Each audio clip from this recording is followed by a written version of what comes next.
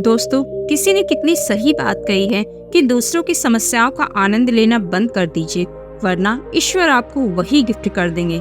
क्योंकि ईश्वर वही तो गिफ्ट करते हैं जिस पे हमें आनंद आता है। आदतों को लेकर आपने बहुत सारी कहानियाँ सुनी होंगी, जैसे आदत से मजबूर होना, पुरानी आदत है जाते जाते ही जाएगी। बहुत सारी कहावतें हैं, जैसी आदत है वैसा जीवन। लेकिन आदत ऐसे नहीं बनी है। दरअसल हम जिंदगी के नाम पर आदतों को ही जीते हैं। बहुत सारी आदतों को एक जगह इकट्ठे कर लें तो जो उससे बनती है वही है हमारी जिंदगी। दोस्तों, बहुत समय पहले की बात है। एक राजा था जो अपनी प्रजा और अपने परिवार का खूब ख्याल रखता था। लेकिन राजा को अपने आदमियों पर कुछ दिनों से संदेह हो रहा था और उस राजा के 3 बहुत ही खास मंत्री भी थे जो उसका काम संभालते थे। लेकिन कुछ दिनों से राजा के उन 3 मंत्रियों में से कोई एक ऐसा मंत्री था जो राजा के पैसों में गड़बड़ी कर रहा था और वह मंत्री अपने काम को भी ठीक से नहीं कर रहा था। अब राजा काफी दुविधा में था। राजा को समझ में नहीं आ रहा था कि उन तीनों मंत्रियों में से कौन सा मंत्री बेईमान है और कौन सा ईमानदार है। इसी बात का पता लगाने के लिए एक दिन राजा ने उन तीनों मंत्रियों को अपने पास बुलाया और कहा, देखो मंत्री जी, हमारा जन्मदिन आ रहा है, इसलिए आप तीनों को एक घने जंगल में जाना होगा और आप तीनों को एक एक बैग दे दिया जाएगा। उन तीनों को एक एक बैग दे दिया और उनसे कहा कि तुम तीनों को अलग अलग घने जंगल में छोड़ दिया जाएगा। उस जंगल में तुम लोगों को फल के पेड़ को ढूंढना है और अच्छे अच्छे और ताजा फल से इस ठेले को पूरा भर कर लाना है। और इस काम के लिए तुम तीनों के पास सिर्फ आज शाम तक का ही समय है। राजा के कहे अनुसार वह तीनों मंत्री को जंगल में छोड़ दिया गया। उसके बाद वह तीनों मंत्री जंगल में आ गए। उसके बाद पहला मंत्री बहुत ईमानदार और मेहनती था, तो उसने राजा के लिए बहुत सारे अलग अलग और अच्छे ताजा फल से अपने बैग को पूरा भर लिया। लेकिन उसे यह सब करने के लिए बहुत मेहनत करनी पड़ी। उसने अपना काम पूरा कर लिया था, लेकिन बहुत थक भी चुका था। लेकिन उसने अपना काम पूरी ईमानदारी से निभाया था। अब दूसरा मंत्री जो था वह बहुत ही चालाक था। उसने सोचा, राजा के पास इतना समय थोड़ी है, वह यह सब जांच करे कि मैंने अच्छे फल लाए हैं या खराब। तो बिना ज्यादा मेहनत किए उसने जो भी फल जमीन पे पड़े थे उसी को अपने बैग में भर लिया, बिना यह सोचे कि वह अच्छे हैं या खराब। उसे जमीन पर पड़े फल मिले थे जो बहुत ज्यादा खराब थे और वह आराम से पेड़ के नीचे बैठकर सारा फल इकट्ठा कर लिया।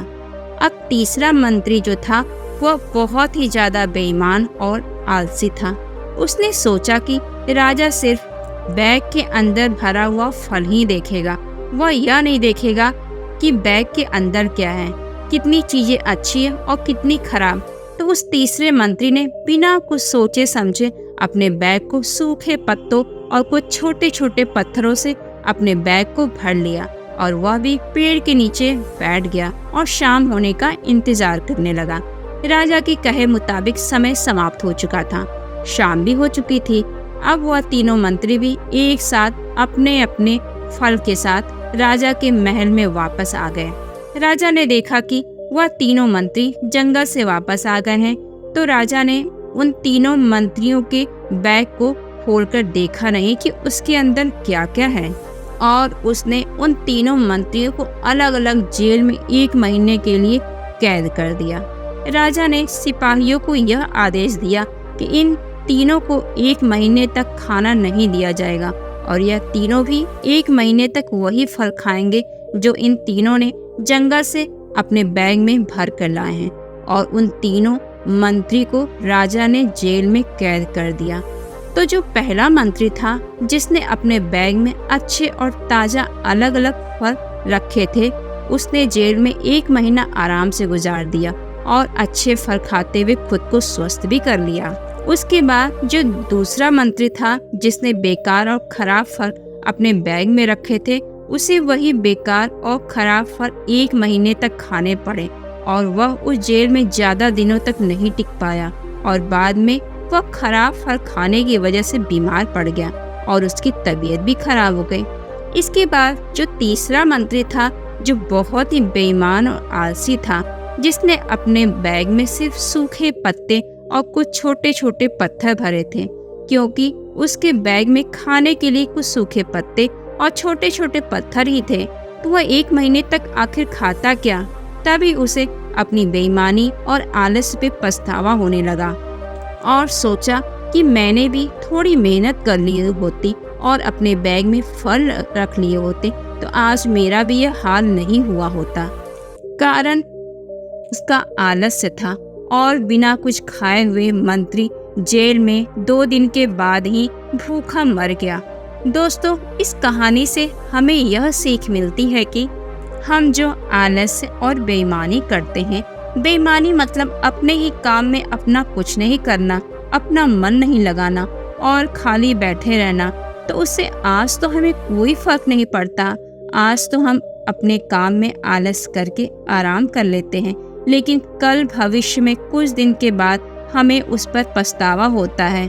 आपने बहुत से लोगों को यह कहते हुए सुना होगा कि काश उस समय मैं ऐसा कर लेता तो आज उस इंसान की जगह मैं होता, लेकिन उस समय पर उन लोगों ने आलस को अपनाया था, इसलिए वह आज जहाँ के वहीं हैं, और जिसने मेहनत को अपनाया वह इंसान अपनी मंजिल में आगे बढ़ गया। इसलिए दोस्तों, ये काश शब्द को भूल जाइए, इसे अपनी ज़िंदगी से निकाल फेंकिए और अपने काम के साथ बेईमानी और आलस से बिल्कुल भी मत करो। उसके बाद तो हमें पछतावे के अलावा और कुछ भी नहीं मिलता। यह जो समय है ना, इसकी कीमत कोई नहीं लगा सकता। हम लाखों रुपए देकर भी अपनी जिंदगी का 1 मिनट भी वापस नहीं ला सकते। इसलिए इस सही समय का सही समय से उपयोग करो।